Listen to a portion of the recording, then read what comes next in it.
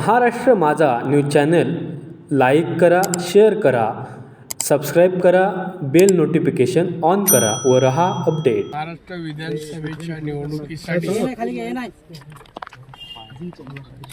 मालवण कुडाळमधून निलेश राणे उभे आहेत. कणकवली देवगड वैभववाडीमधून नितेश राणे उभे आहेत. वातावरण अतिशय चांगलं आहे याला कारण जनतेचा फारच चांगला प्रतिसाद आहे दोन्ही ठिकाणी आणि म्हणून दोघेही अतिशय चांगल्या मताधिक्याने निवडून येणार याच्यावर माझा विश्वास आहे. व्यवस्थित आहे काय रे हे बोलतो इथे कसं बोल नाही इथेच बोलतो इथे आता नाही आता मी राऊंड घ्या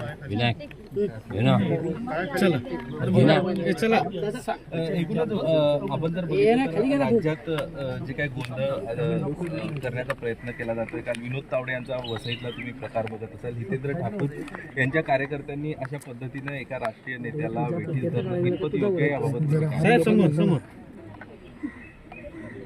आता याबद्दल सविस्तर माहिती घेतल्याशिवाय बोलणं योग्य नाही.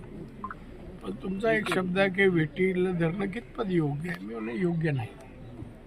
अशा प्रकारे एका पक्षाच्या प्रमुख पक्षाच्या नेत्याला अशा प्रकारे वागणूक देणं हे मला पसंत नाही. आपण बघतोय सिंधुदुर्ग मधली जर निवडणूक आपण बघितली तर सातत्यानं तुमच्या विरोधात जी लोक निवडणूक लढवतात त्यांच्या माध्यमातून घराणेशाही दादागिरी हेच शब्द वापरले जातात. दुसरे मुद्दे नाहीत का या मतदारसंघात प्रचारासाठी? मला एक सांगा, मी 90ला 35 वर्ष झालं आलो तेव्हा हेच मुद्दे होते.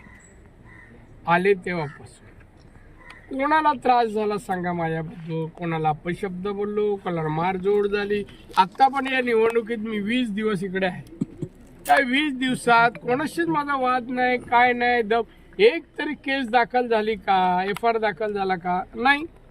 हे विरोधक जे आहे ना, हे विरोधक माझ्या जवळ राहिलेले, माझ्या घरी खाल्लेले, ज्यांना मी घडवलं असेच विरोधक आहे. बाहेरचे कोण नाही आहेत. बाहेरचे विचार सगळे माझ्याशी चांगले आहेत आणि त्याच्यामुळे हा विरोध हा द्वेषापोटी आहे. द्वेषापोटी राजकीय विरोध नाही आहे. लोकांना सगळ्या लोकांना मी इथे हवं आहे की त्यांना माहिती आहे विकास या माणसाशिवाय कोण करू शकत नाही आणि त्यामुळे ही जलसी आहे, द्वेष आहे, त्याच्यामुळे हा विरोध आहे. या गेल्या मंत्रिमंडळात नितेश राणे यांचं मंत्रिपद जवळजवळ निश्चित झालं होतं, हुकलं होतं. आता बघायला आवडेल दोन्ही मुलांना मंत्रिमंडळात. किती असा भाग्यवान दुसरा वडीलच नसणार. असूच शकत नाही आणि मग खरंच पाहायला म्हणजे आनंद वाटेल. ईश्वराच्या कृपेने असं घडलं तर माझ्यासाठी चांगलं आहे.